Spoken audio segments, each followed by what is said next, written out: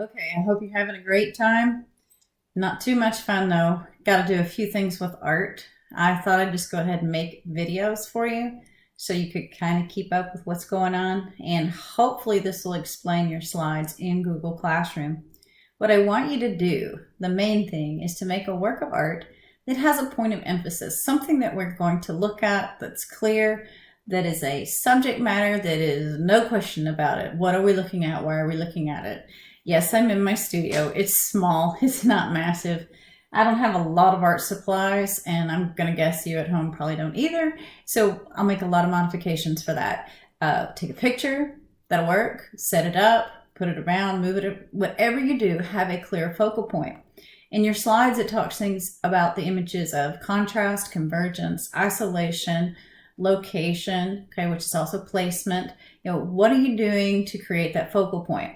Well, the first one we talk about is contrast. Lights against darks, warm against cool. And you can kind of see this one. If you look at my YouTube channel, yay, I started one. I'm so excited for myself. It's pointless, but I started one, and it'll be easier for you, and we don't have to do the meets. You can go in, look at the videos, run the video, follow the video, stop and start as you need.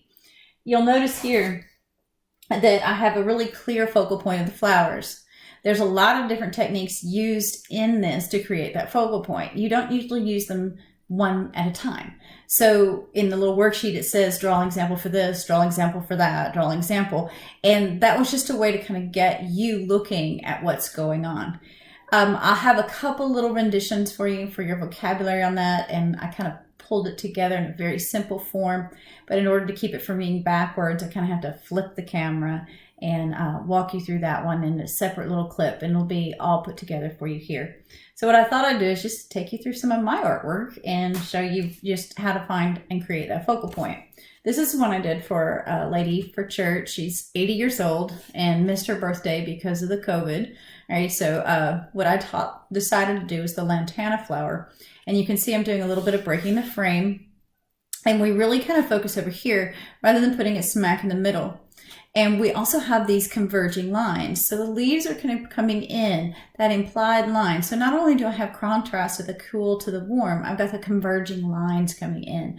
And that should be kind of something you can add to your work. Another project I did, and I had to do this one just for some smaller kids, to kind of give them something to do. They're home, they're bored. So I used black paper, the white pencil, and did a couple series of houses. That's also in some of the YouTube videos if you want to watch them.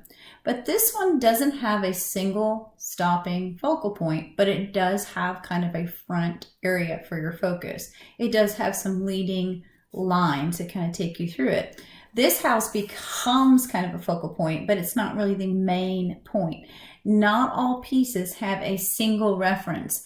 Jackson Pollock throws paint. There's not a single focal point. His work is more about, the all over effect. So you can have second and third in the focal point, but you really want something, obviously this is where our eye is supposed to go. So these three houses kind of work together. And this one's really placement. They're kind of right there in the middle of the page. Boom. That's our focal point. That's where we're supposed to be looking at. It doesn't mean we don't go back here and pay attention. We do, but the main thing we look at is right here. Another one is just isolating the object. You don't give me anything else to look at. There's nothing else there.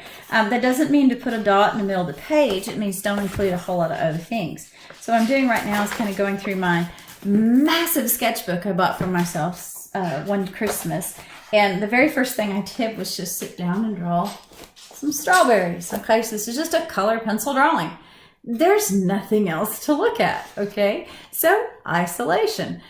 Isolate the object, even if there might be three. The rest of the picture is just kind of empty, not a whole lot going on. I don't know if I can get all the way up there, but it gives you some ideas, okay? You don't have to be in your sketchbook. You can use photography and just send it in. Email it to me, put it in the Padlet, whatever you need. I'll take care of you. You just get the work done and send it in, okay? Hope y'all are doing great. If you have any questions, I'll be in the office 11 to 12, which does not mean I'll be at school. It means email me. Send me something through Google Classroom. I'll answer your questions.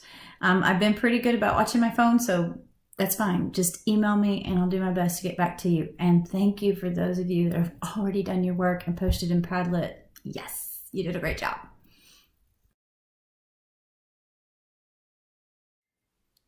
Okay, these are the words that are in your slides, and that's contrast, convergence, isolation, placement, and the unusual. And some of you were asking, I don't know what to do with this worksheet. Am I supposed to draw in something in every one of these sections?